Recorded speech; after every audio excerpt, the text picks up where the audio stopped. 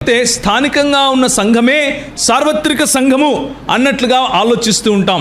దాని కారణంగానే నువ్వు ఫలానా విధంగా లేకపోతే, నువ్వు ఫలానా బట్టలు వేసుకోకపోతే, నువ్వు ఫలానా మాట చెప్పకపోతే, నువ్వు ఫలానా రకంగా జుట్టు వేసుకోకపోతే, నువ్వు ఫలానా రకంగా బొట్టు పెట్టుకోకపోతే, నువ్వు ఫలానా రకంగా గాజులు వేసుకోకపోతే, నువ్వు ఫలానా రకంగా ప్యాంటు వేసుకోకపోతే అంటూ ఆంక్షలు విధించుకొని మనల్ని మనము మిగిలిన క్రైస్తవుల కంటే మేము ప్రత్యేకము అని చెప్పుకునే ప్రయత్నం చేస్తూ ఉంటాం. చేసేవన్నీ కూడా స్వచ్ఛందంగానే చేస్తాడు. తన స్వీయ అధికారంతో, స్వీయ ప్రభావంతో, స్వీయ ఉత్పత్తి కారణంగానే చేస్తాడు. తనకు బయట ఏ ప్రభావము కూడా తనపై పని చేయదు. ఆయన మాత్రమే అలా ఉండగల ప్రేమామయుడు. ఆయన ప్రేమామయుడు అవ్వాలి అంటే ఆయన బహుళత్వము కలిగి ఉండక తప్పదు. లేకపోతే ఆయన సృష్టికి మునుపు ప్రేమామయుడై ఉండటము అసాధ్యం. కనుక తార్కికంగా నిన్నటి వరకు మనం ఏం చూసాము అంటే, మొట్టమొదటి రోజు ఆయన సత్యమైన దేవుడు సత్యవాక్యాన్ని మనకు అందించాడు.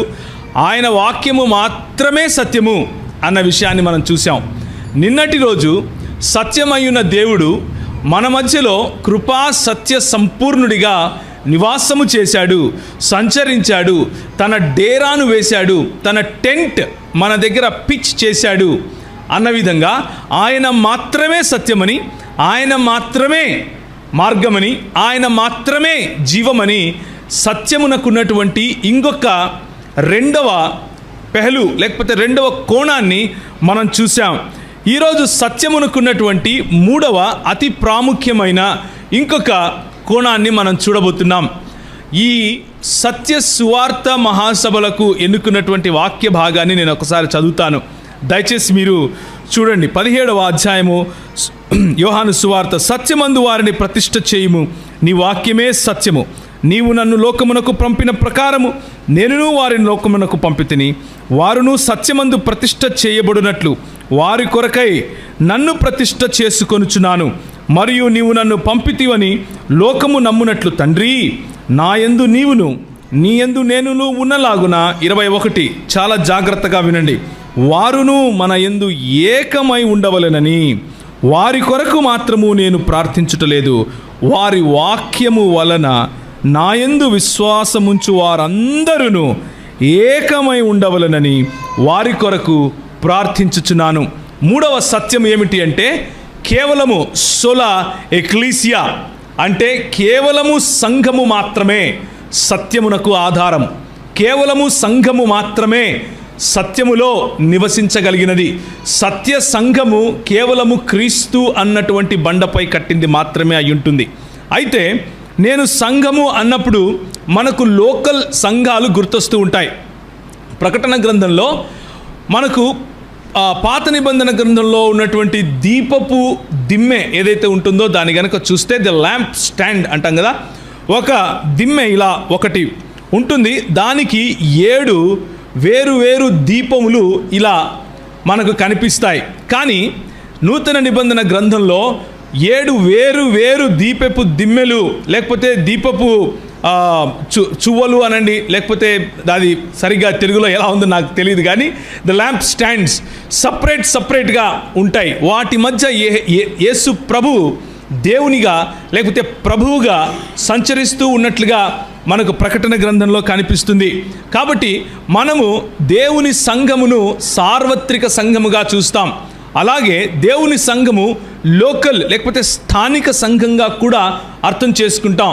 అయితే మనలో ఉన్నటువంటి పాప స్వభావం ఎలాంటిది అంటే, ఈ పాప స్వభావం కేవలం లోకంలోనే కాదు, పడిపోయిన సంఘస్థులలో కూడా ఉంటుంది. పడిపోయిన సంఘస్థులు అంటే పడిపోని సంఘస్థులు ఉంటారా అని అడిగారు. ఎవరూ లేరు. ప్రతి ఒక్కరూ పాపములో పడిన వాళ్ళమే, ఏ భేదము లేదు. ప్రతి ఒక్కరూ పాపము చేసి దేవుడు అనుగ్రహించు మహిమకు దూరమైపోయిన వాళ్ళమే. మనం అందరము కూడా యేసు ప్రభువు యొక్క రక్త ప్రోక్షణ క్రిందికి రానంత వరకు మన స్వంత స్వీయ నీతి చేత మనము రక్షింపబడలేము అని తెలుసుకున్న వారం. ఆ రక్షణకు కారణము కేవలము యేసు ప్రభువు ఉచితముగా ఇచ్చినటువంటి రక్షణ అని మనం నిన్న మొన్న చూసుకున్నాం. అయితే మనం అప్పుడప్పుడు ఏం చేస్తుంటాము అంటే, ఇదంతా తెలిసినప్పటికీ మనము స్థానికంగా ఉన్న మన సంఘానికి, సార్వత్రిక సంఘానికి మధ్య ఉన్న ఆంతర్యం, తేడాను మర్చిపోతూ ఉంటాం. లేకపోతే స్థానికంగా ఉన్న సంఘమే సార్వత్రిక సంఘము అన్నట్లుగా ఆలోచిస్తూ ఉంటాం. దాని కారణంగానే నువ్వు ఫలానా విధంగా లేకపోతే, నువ్వు ఫలానా బట్టలు వేసుకోకపోతే, నువ్వు ఫలానా మాట చెప్పకపోతే, నువ్వు ఫలానా రకంగా జుట్టు వేసుకోకపోతే, నువ్వు ఫలానా రకంగా బొట్టు పెట్టుకోకపోతే, నువ్వు ఫలానా రకంగా గాజులు వేసుకోకపోతే, నువ్వు ఫలానా రకంగా ప్యాంటు వేసుకోకపోతే అంటూ ఆంక్షలు విధించుకొని మనల్ని మనము మిగిలిన క్రైస్తవుల కంటే మేము ప్రత్యేకము అని చెప్పుకునే ప్రయత్నం చేస్తూ ఉంటాం. మన ప్రత్యేకత నిజానికి ఏమిటి అంటే, జాగ్రత్తగా వినండి, ఇది కొంచెం రెవల్యూషనరీగా ఉంటుంది మీకు అర్థం చేసుకోవటానికి, కానీ ఇదే నిజం. మన ప్రత్యేకత ఏమిటి అంటే, మనం అందరిలాంటి వారం. అదే మన ప్రత్యేకత. మన ప్రత్యేకత మనం అందరిలాంటి వారం, అందరూ క్రైస్తవుల లాంటి వారమే. అదే మన ప్రత్యేకత. అదే ప్రభువు ఆశించినది, అదే ప్రభువు మన దగ్గర నుంచి కోరుకున్నది. వీరి కొరకు మాత్రము నేను ప్రార్థించటలేదు, వారి వాక్యము వలన నాయందు విశ్వాసముంచు వారందరూ, అంటే ఆ 12 మంది ఎవరి కోసమైతే ఆయన ప్రార్థించాడో, ఆ 11 మంది శిష్యుల తర్వాత ఇంకొక పౌలును ఎన్నుకొని 12గా సంపూర్ణం చేశాడో, ఆ అపోస్తలుల వాక్య పరిచర్య ద్వారా ఎంతమంది అయితే యేసు ప్రభువును తమ నిజ రక్షకునిగా స్వీకరించి ఆయన పైన విశ్వాసం ఉంచారో, వారందరూ ఏకమై ఉండవలనని వారి కొరకు ప్రార్థించుచున్నాను. The essence of the Christian life is unity. కేవలము మన ఏకత్వమందు మాత్రమే క్రైస్తవ్యానికి ఉండే విలువ ఉంది. కానీ మనము ఎంతసేపు నేను నీకంటే భిన్నం, నేను నీకంటే భిన్నం, నేను నీకంటే భిన్నం అని చెప్పుకోవటంలోనే మన ఎనర్జీ, మన అడ్వర్టైజ్మెంట్, మన వాక్య పరిచర్య, మన ప్రార్థన పరిచర్య ఇవన్నీ వెచ్చిస్తూ ఉంటాం. అలా చేయటం వల్ల వేరే వాడి అంగట్లో దొరకంది నా అంగట్లో దొరుకుతుంది అని చెప్తే నా దగ్గరికి ఎక్కువ మంది వస్తారు అన్నటువంటి పిచ్చి ధోరణిలో అప్పుడప్పుడు సంఘాలు కట్టే పనిలో పడుతూ ఉంటారు క్రైస్తవులు. కానీ దేవుని వాక్యం ఏం చెబుతోంది అంటే, సార్వత్రిక క్రైస్తవ సంఘము దేవుని శరీరమై ఉంది, యేసు క్రీస్తు యొక్క శరీరమై ఉంది. ఆ దేవుడు, త్రిత్వమై ఉన్న ఆ దేవుడు తండ్రి, కుమార, పరిశుద్ధాత్మలుగా సృష్టికి ముందు నుంచి ఏ విధంగా అయితే సహవాసములో ఉన్నారో, they existed as a community, ఒక సహవాసముగా వాళ్ళ ఉనికిని చాటుకున్నారో, ఏ ఒక్కరిని తక్కువ చేసి మాట్లాడకుండా ఉంటారో, ప్రతి ఒక్కరూ కుమారుడు తండ్రిని గణపరచటం, తండ్రి కుమారుణ్ణి గణపరచటం, పరిశుద్ధాత్ముడు తండ్రిని కుమారుణ్ణి గణపరచటం, తండ్రి కుమారులు కలిసి పరిశుద్ధాత్మకు పెద్ద పీట వేయటం, ప్రతి ఒక్క క్షణములోనూ బైబిలులో ఏ వచనం తీసుకున్నా తండ్రి కుమార పరిశుద్ధాత్మల ప్రమేయం లేకుండా, తండ్రి కుమార పరిశుద్ధాత్మలలో ఏదో ఒకరికే ప్రాధాన్యతనిస్తూ, తండ్రి కుమార పరిశుద్ధాత్మలలో ఏదో ఒకరికి తక్కువ ప్రాధాన్యతనిస్తూ ఏ వచనము కనపడదు. ఇది క్రైస్తవ దృక్పథం. నన్ను పోలినట్లు మీరు ఉండండి అని చెప్పిన మన ప్రభువు మొట్టమొదటిగా సత్యములో మనల్ని స్థిరపరిచినప్పుడు చెప్పిన మాట ఏమిటి అంటే, ఎప్పుడు సత్యములో స్థిరపడతారు అని ఆయన ఆశిస్తున్నాడు అంటే, మనము ఏకమై ఉన్నప్పుడు. ఏకమై ఉన్నప్పుడు అనగానే మనకు ఒక్కొక్కసారి యూనిఫామిటీ అన్నటువంటి ఐడియా వస్తుంది. అంటే ఏకత్వము అనగానే అందరూ ఒకే రకంగా బట్టలు వేసుకోవాలి, అందరూ ఒకే రకంగా గడ్డాలు పెంచుకోవాలి, అందరూ ఒకే రకంగా టోపీలు పెట్టుకోవాలి, లేకపోతే అందరూ ఒకే రకంగా కోట్లు వేసుకోవాలి అంటూ ఒక యూనిఫామ్ కోడ్ పెట్టుకొని దాని ద్వారా ఏకత్వము. క్రైస్తవ దృక్పథం ఏమిటి అంటే, మనల్ని ప్రభువు దేవుడు తన స్వరూపమందు తన పోలిక చొప్పున మనలో ప్రతి ఒక్కరిని చేశాడు అన్నది ఎంత నిజమో, ఎంత వాస్తవమో, మనలో ప్రతి ఒక్కరు కూడా మనల్ని పోలిన ఇంకొక వ్యక్తి ఉండటానికి లేకుండా ఆయన చేశాడు అన్నది కూడా అంతే వాస్తవం. నువ్వేమై ఉన్నావో అది నువ్వు మాత్రమే. నిన్ను పోలి ఇంకొకడు ఉండడు. మానవత్వములో మనందరము మానవులమే, కానీ ఇండివిజువల్ వ్యక్తిగా నీవు separate. You are a unique person. నువ్వు చాలా భిన్నమైనటువంటి వ్యక్తివి. అయినప్పటికీ మానవులముగా మనందరము ఒకటే. దీన్నే క్వింటెసెన్స్ లేక భిన్నత్వంలో ఏకత్వం అని చెప్తూ ఉంటాం. ఈ మాట రావటానికి బైబిలులో ఉన్నటువంటి దృక్పథము తప్ప. సర్వమానవ సౌభ్రాతృత్వం నేర్పించేది బైబిలు. సర్వమానవ సౌభ్రాతృత్వం మాత్రమే కాదు, వారిలో ఉన్న ప్రతి ఒక్క ఇండివిజువల్ వ్యక్తికి ఉన్నటువంటి యునీక్నెస్ను నేర్పించేది బైబిలు. ఎందుకు అంటే మన దేవుడు యునీక్. మన దేవుని పోలిన వాడు ఇంకొకడు లేడు. అందుకే ద్వితీయోపదేశకాండం 6:4 మనం చదువుతాం, ఇష్మా ఇస్రాయేల్ యాహ్వే ఎలోహిను యాహ్వే ఏహాద్ అని చదువుతాం. అంటే ఇశ్రాయేలు వినుము, మన దేవుడైన లేకపోతే నీ దేవుడైన యెహోవా అద్వితీయుడగు యెహోవా. అద్వితీయుడు అంటే ఆయనను పోలినవాడు ఇంకొకడు లేడు అని, ఆయన వంటివాడు ఇంకొకడు లేడు అని, ఆయనకు ఏ ఉదాహరణ లేదు అని. ఆయనను చూపించటానికి సృష్టిలో అక్కడక్కడ గుణలక్షణాలు కనిపించవచ్చు కానీ ఆయనను పోలిన వంటి సృష్టి కానీ, ఆయనను పోలిన వంటి సృష్టికర్త కానీ, ఆయనను పోలిన వంటి ఇంకేదీ లేదు అని చెప్పడానికే ఆ మాట మనం చూస్తాం. కాబట్టి డోంట్ లూజ్ దిస్ ఫెలోషిప్. తండ్రి కుమార పరిశుద్ధాత్మలుగా ఒక కమ్యూనిటీగా మన దేవుడు ఏ విధంగా అయితే పురాతన కాలము నుంచి శాశ్వత కాలము లేకపోతే టైం, స్పేస్ అండ్ మ్యాటర్కు పైన ఆయన తన ఉనికిని చాటుకున్నాడో, అదేవిధంగా టైం, స్పేస్ అండ్ మ్యాటర్ లోపల అంటే పదార్థము, సమయము మరియు ప్రదేశము లోపల మనలను మన ఐక్యత ద్వారా ఆయన యొక్క వ్యక్తిత్వాన్ని ఆయన చాటాలనుకున్నాడు. అదే సంఘము అంటే. కనుక ఒకసారి చదువుతారా హెబ్రీయులకు రాసిన పత్రిక, కొందరు మానుకొనుచున్నట్లుగా సమాజముగా కూడుట మానక ఒకరినొకడు హెచ్చరించుచు అంటూ 24 వచ్చిన 10వ అధ్యాయంలో మనం చూస్తాం. అది జాగ్రత్తగా మీరు గుర్తుంచుకోవాలి.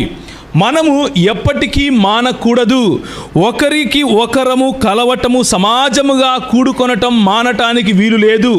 దీన్నే అలా చేసినప్పుడు మనము సత్యములో ప్రతిష్ఠింపబడుతున్నట్లుగా, ఆయన శరీరములో ప్రతిష్ఠింపబడుతున్నట్లుగా, ఆ ప్రతిష్టలో మనం కొనసాగుతూ ఉన్నట్లుగా అర్థమవుతుంది. అంతేకాని నేను గొప్ప, నీకంటే నేను గొప్ప అని అనుకునేవాడు, నీకంటే నీ సంఘం కంటే నా సంఘం గొప్ప అని అనుకునేవాడు, నీకంటే నేను శ్రేష్టం అని అనుకునేవాడు క్రీస్తుకు సంబంధించిన వాడు కాదు అని జాగ్రత్తగా వినండి. క్రీస్తుకు సంబంధించిన వాడు ఏమవుతాడు అంటే తనకంటే గొప్ప అని అనుకోకుండా, తనకంటే నిమ్నులైనా సరే వారి దగ్గరికి వెళ్ళి వారికి పరిచారకుడుగా ఉంటాడు. అది క్రీస్తు నేర్పించినటువంటి బోధ. అది క్రీస్తు యొక్క సంఘములో ఉండవలసినటువంటి ఆనవాలు. అది లేకుండా బాసిజం చేసే క్రైస్తవ సంఘాలు, బాసిజం చేసే క్రైస్తవ నాయకులు, బాసిజం చేసే క్రైస్తవ హీరోలు, బాబాలు ఉన్నారు ఈ మధ్య క్రైస్తవ్యంలో. అలాంటి వారితో తస్మాత్ జాగ్రత్త. కొంతమంది అంటారు, మా సంఘానికి రండి, మా టీవీలు చూడండి, కానీ ఒకరితో ఒకరు మాత్రం కలుసుకోకండి, మా రెస్పాన్సిబిలిటీ కాదు. సహవాసం మాత్రం చేయకండి, అది మా రెస్పాన్సిబిలిటీ కాదు. మీరు చేస్తే ఎక్కడ వాళ్ళు పట్టుకపోతారో అని భయం. అలాంటి అభద్రతాభావంలో ఉండటం క్రైస్తవుని లక్షణం కాదు. అలాంటి అభద్రతాభావంలో ఉండమని మన ప్రభు మనకు చెప్పలేదు. రెండవ మాట, 1 తిమోతికి రాసిన పత్రిక 4వ అధ్యాయము 11 నుంచి 16 వరకు, ఈ సంగతులను ఆజ్ఞాపించుము, బోధించుము. నీ యవనమును బట్టి ఎవడను నిన్ను తృణీకరింపనీయకము గాని మాటలోను, ప్రవర్తనలోను, ప్రేమలోను, విశ్వాసములోను, పవిత్రతలోను విశ్వాసులకు మాదిరిగా ఉండుము. ఎవరికి మాదిరిగా ఉండాలంట? విశ్వాసులకు మాదిరిగా ఉండాలి. ఏ విశ్వాసులకు? పరిపక్వత చెందినటువంటి విశ్వాసుల మధ్యలో యవనులుగా ఉన్నటువంటి మీరు వాళ్లకు మాదిరిగా ఉండాలి. ఏ విషయంలో? మాటలో, ప్రవర్తనలో, ప్రేమలో, విశ్వాసములో, పవిత్రతలో. 5 విషయాలు చెప్పాడు. ఇప్పుడు మనకు సమయం లేదు. ఇవన్నీ కలిపితే ఒక మాటలో చెప్పాలి అంటే your character decides whether you belong to his body or not. ఆయన శరీరానికి నువ్వు చెందినవాడివా లేదా అని నీ క్యారెక్టర్ చెప్తుంది. నేను ఆ శరీరానికి సంబంధించిన వాడిని అని చెప్పి సాటి శరీర అవయవాన్ని దూషిస్తూ, సాటి శరీర అవయవాన్ని నిందిస్తూ, కించపరుస్తూ, వాడు నరకానికి పోతాడు, వీడు నరకానికి పోతాడు, వీడిట్లాంటోడు, వాడిట్లాంటోడు అని పేర్లు పెట్టే పరిచర్య చేస్తూ ఉన్నావు అంటే అదే నీ పరిచర్య అయితే నీ పిలుపు ప్రభువు దగ్గర నుంచి వచ్చిందో లేదో అని చూసుకునే బాధ్యత కూడా నీదే. మన పని ఒకరిని నిందించటం కాదు. క్రైస్తవ సంఘ నాయకులకు, క్రైస్తవ సంఘ ప్రతినిధులకు, క్రైస్తవ సంఘంలో ఉన్నటువంటి క్రైస్తవులకు క్యారెక్టర్ ఇంపార్టెంట్. నీకెంత వాక్యం వచ్చు కాదు, నువ్వెంత గట్టిగా అరిసి హల్లెలూయా చెప్తావు కాదు, నువ్వెంతమందిని టచ్ అని పడేస్తావు అన్నది ఎవడు పట్టించుకోడు. నీ క్యారెక్టర్ ఏంటి అని పట్టించుకుంటారు. నీ మాట ఎలా ఉంది అని పట్టించుకుంటారు. నువ్వు ప్రేమ, నీ విశ్వాసము, నీ అణకువ, నీ తగ్గింపుదనం ఎలా ఉంది అని పట్టించుకుంటారు. జాగ్రత్త, నీ అభివృద్ధిని అందరికీ తేటగా కనబడు నిమిత్తము వీటిని ఏం చేయాలంట? మనస్కరించుము, వీటి యందే సాధకము చేయుము. వేటి యందు నేను ఇంతకుముందు చదివాను కదా, నీ అభివృద్ధి బయటపడాలి అంటే నువ్వు ఎదుగుతున్నావా, ఎదగటం లేదా సంఘముగా అని తెలుసుకోవాలి అంటే వార్షికోత్సవాలు చేసుకోవటము ఎంత ప్రాముఖ్యమో ఆ వార్షికోత్సవం రోజు నిన్ను నువ్వు సంఘముగా ఆత్మావలోకనం చేసుకోవటం అంతే అవసరం. నా అభివృద్ధి ఎందులో ఉంది? నా నగలు పెరిగితే అభివృద్ధా? నేను ఇంకొక ఇల్లు కట్టుకుంటే అభివృద్ధా? పోయిన సంవత్సరం ఒక కొడుకుండే, ఈసారి 2 కొడుకులు వచ్చారు, అభివృద్ధా? పోయినసారి ఒక కారు కొనుక్కున్నా, ఈసారి ఇంకొక కారు కొనుక్కున్నా, ఇది అభివృద్ధా? మన దేవుని వాక్యం చెప్పేది ఏంటంటే నీ అభివృద్ధి అందరికీ తేటగా కనబడాలి అంటే ఏం చేయాలంట? నేను వచ్చుట వరకు చదువుట ఎందును, హెచ్చరించుట ఎందును, బోధించుట ఎందును జాగ్రత్తగా ఉండి ఏం చదవాలి, ఏం హెచ్చరించాలి, ఏం బోధించాలి, మాటలో, ప్రవర్తనలో, ప్రేమలో, విశ్వాసములో, పవిత్రతలో విశ్వాసులకు మాదిరిగా ఉండటం. ఇది నీ అభివృద్ధి. క్రైస్తవ్యంలో 2 ఎక్స్ట్రీమ్స్ ఉన్నాయి. ఒకటి, యేసు ప్రభువు దగ్గరికి వస్తే అంతా అభివృద్ధే. ఇంకా యేసు ప్రభువు దగ్గరికి వస్తే నీకు ఏం కావాలో అది ఇస్తాడు. కళ్ళు మూసుకొని అట్లా నడుచుకుంటా వెళ్ళిపోయి నాకు బెంచ్ కావాలంటే బెంచ్ ఇచ్చేస్తాడు అని చెప్పేవాళ్ళు కూడా ఉన్నారు మా హైదరాబాద్లో. నీ విశ్వాసం పైన ఉండాలని చెప్పేవాళ్ళు కూడా ఉన్నారు.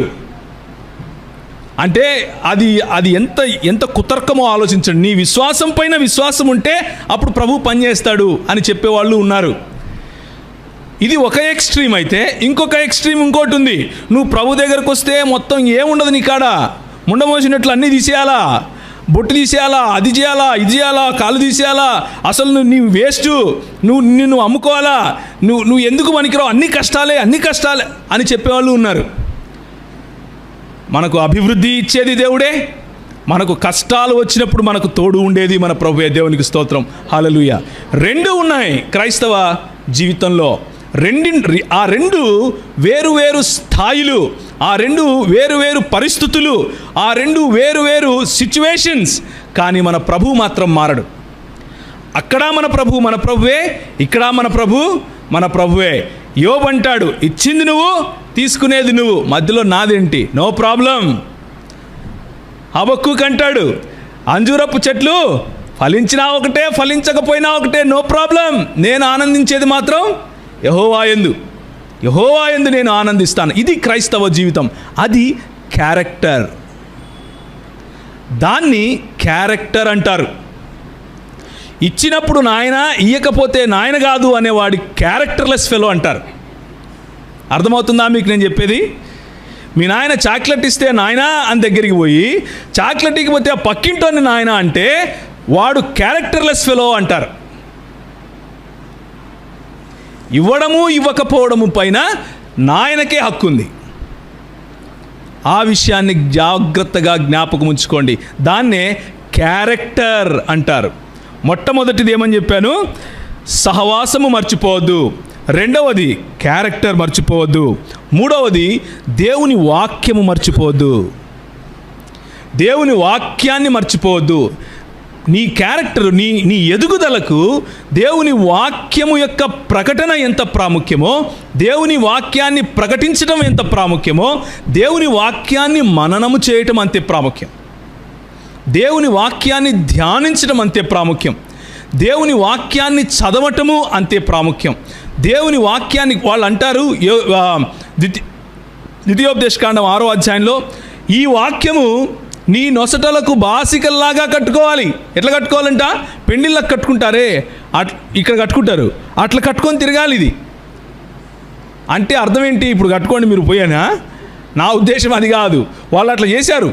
ఎవరు? పరిసయ్యులు. నేననేది ఏంటంటే, నీ బాసికములాగా, ఇక్కడ నీ గుర్తులాగా, నువ్వు ఏదైతే బొట్టు పెట్టుకుంటారు కదా మన సహోదరులు, ఆ బొట్టులాగా, ఆ గుర్తింపులాగా నీకు వాక్యం ఉండాలి. ఆ బొట్టులాగా నీకు వాక్యం ఉండాలి. నువ్వు నడుస్తూ ఉంటే నీ ముఖం మీద వాక్యం కనిపించాలి. వాక్యంలో ఉన్న ప్రేమ కనిపించాలి. వాక్యంలో ఉన్న దయాళుత్వం కనిపించాలి. వాక్యంలో ఉన్న దీర్ఘశాంతం కనిపించాలి. వాక్యంలో ఉన్న యేసును పోలిన జీవితం కనిపించాలి. నువ్వు నవ్వితే వాక్యం కనిపించాలి. నువ్వు క్రోధిస్తే వాక్యం కనిపించాలి. నీ రోషంలో వాక్యం కనిపించాలి. నీ హావభావాల్లో వాక్యం కనిపించాలి. అది వాక్యము కేవలము ప్రకటిస్తే రాదు. వాక్యం కేవలము ఇంట్లో కూర్చొని చదువుకుంటే ఈరోజు క్యాలెండర్లో ఉండేది రాదు. వాక్యాన్ని మననిస్తే వస్తుంది. వాక్యాన్ని ధ్యానిస్తే వస్తుంది. వాక్యాన్ని కంఠత చేస్తే వస్తుంది. వాక్యానుసారంగా జీవిస్తే వస్తుంది. జాగ్రత్తగా గుర్తుంచుకోవాలి. మన సంఘము ఎటువైపుకు వెళుతోంది అన్న గనక ఆలోచిస్తే, మన సంఘము ఎటువైపుకు వెళ్ళాలి అన్నది కూడా ఆలోచిస్తాం. ఎటువైపుకు వెళ్ళాలి అని ఆలోచిస్తే, నేను ఏమై ఉన్నాను క్రీస్తులో అన్నది గుర్తు చేసుకుంటావు. నువ్వు వాక్యంలో గనక బలపడితే, క్రీస్తులో నా పరిస్థితి ఏమిటి, క్రీస్తులో నా గుర్తింపు ఏమిటి అన్న విషయం గుర్తు చేసుకుంటావు. జాగ్రత్తగా నిన్ను నువ్వు కాపాడుకుంటావు. నీ తోటి సహోదరుని క్రింద పడటం కాకుండా పట్టుకొని ఎత్తుకోవటం ప్రారంభిస్తావు. 2 కొరింథీయులకు రాసిన పత్రిక 10వ అధ్యాయము 3-8 వరకు, మేము శరీరధారులమై నడుచుకొనుచున్న ప్రకారము యుద్ధము చేయము.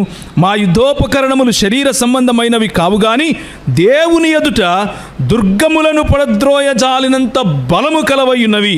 మేము వితర్కములను, దేవుని గూర్చిన జ్ఞానమును అడ్డగించు ప్రతి ఆటంకమును పడద్రోసి ప్రతి ఆలోచనను క్రీస్తుకు లోబడినట్లు చెరపట్టి, మీరు సంపూర్ణ విధేయతను కనపరచినప్పుడు సమస్తమైన అవిధేయతకు ప్రతిదండన చేయ సిద్ధపడి ఉన్నాము అని చెప్పి 8వ వచనంలో, పడద్రోయుటకు కాక మిమ్మును కట్టుటకే ప్రభు మాకు అనుగ్రహించిన అధికారమును గూర్చి నేను ఒకవేళ కొంచెము అధికముగా అతిశయపడినను నేను సిగ్గుపరచబడను. తర్వాత వచ్చే పాయింట్ ఏంటంటే, నువ్వు ఎవరై ఉన్నావు క్రీస్తులో అన్నది తెలుసుకుంటే నీకు క్రీస్తులో ఉన్న అధికారం ఏమిటో తెలుస్తుంది. మొట్టమొదటి దినం ఆదివారం ఉదయం నేను అధికారం యొక్క కోల్పోవడం గురించి మాట్లాడాను. అధికారాన్ని తిరిగి సంపాదించుకునడం గురించి మాట్లాడాను. అధికారం తిరిగి సంపాదించుకున్న తర్వాత మనం ఇప్పుడు అధికారము సంపాదించుకున్నది పడద్రోయుటకు కాదు, సమకూర్చుటకు సంపాదించుకున్నాం. మనము నిలబెట్టడానికి, కట్టడానికి సంపాదించుకున్నాం. అయితే ఈ అధికారంతో పడద్రోయాల్సిన పని కూడా ఉంది. ఏంటి పడద్రోయాలి? దేవుని గూర్చిన జ్ఞానమును అడ్డగించు ప్రతి ఆటంకమును పడద్రోయాలి. ఇది సంఘము యొక్క బాధ్యత. దేవునికి స్తోత్రం, హల్లెలూయా. దేవుని సంఘము యొక్క బాధ్యత ఇది. దేవుని సంఘంలో ఈ బాధ్యత తెలియకుండా మనము ఇంకా తలనొస్తాన్ని ప్రార్థన చేసుకుంటాము, కాళ్ళనొస్తాన్ని అనకాడికి పోతే టచ్ చేస్తాడు. ఇదే జీవితంలో ఉంటే మన బతుకు తెల్లారినట్లే.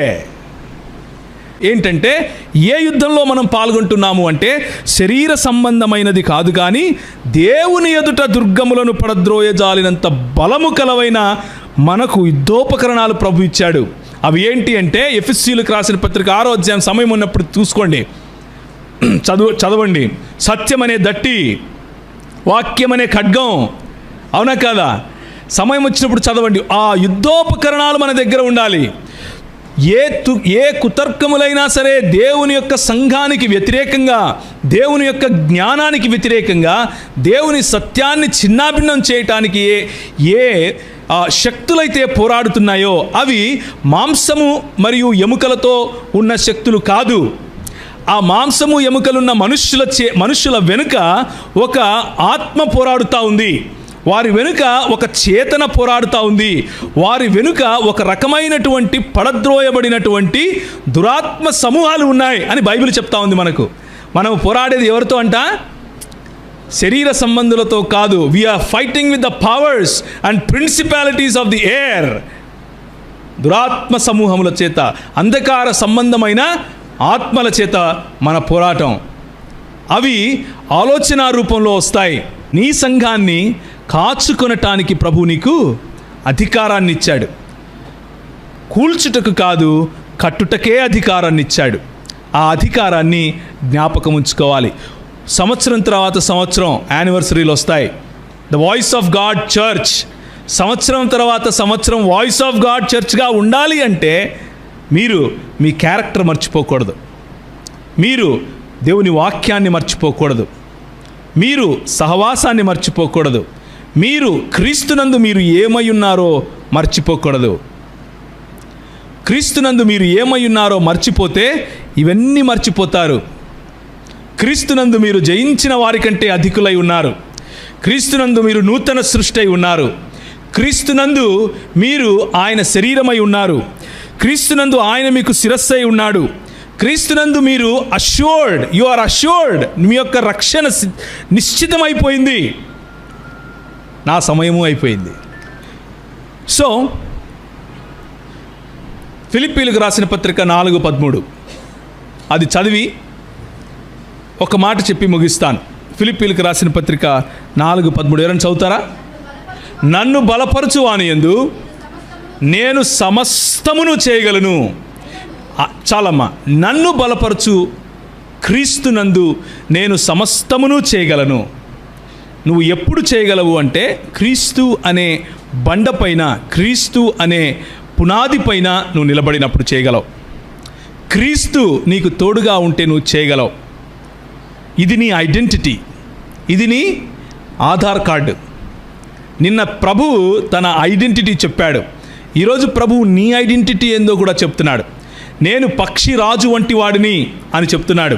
మిమ్మల్ని పక్షిరాజు పిల్లలుగా చేశాను అని చెప్తున్నాడు. గద్ద తన పిల్లలను ఏ విధంగా రెక్కలు చాచి కాపాడుకుంటుందో ఆ విధంగా కాపాడుకున్నాను అంటున్నాడు.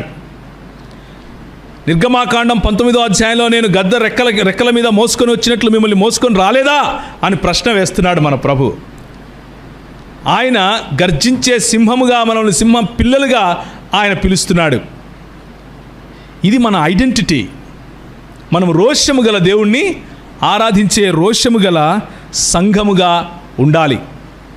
సంఘ వ్యతిరేక శక్తులను వయలెన్స్తో కాదు, కోపంతో కాదు, ఉద్రేకంతో కాదు, తర్కముతో ఎదుర్కోవాలి. క్రైస్తవ సంఘంగా మనము చేయాల్సిన పనులు అవి: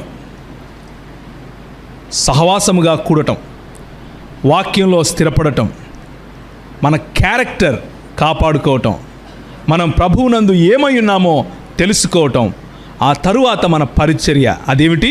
పడద్రోయుటకు కాదు కానీ కట్టుటకు ఇచ్చిన పరిచర్య. ఏం కట్టడానికి? సంఘము కట్టడానికి. అయితే అదే పరిచర్య పడద్రోయటానికి కూడా పనిచేస్తుంది. ఏం పడద్రోయటానికి? అపవాది దుర్గములను పడద్రోయటానికి, క్రీస్తు జ్ఞానానికి వ్యతిరేకంగా వచ్చే ప్రతి ఆలోచనను చెరపట్టి క్రీస్తు పాదాలకు తీసుకొని రావటానికి పనిచేస్తుంది. ఈ మాటలు ప్రభువు మిమ్మల్ని ప్రోత్సహించటానికి ఉపయోగపడునుగాక. కారణంగా మీరు ప్రభు కోసం స్థిరంగా నిలబడుదురుగాక. ఈ మాటల కారణంగా మీరు వాక్యంలో స్థిరపడుదురుగాక.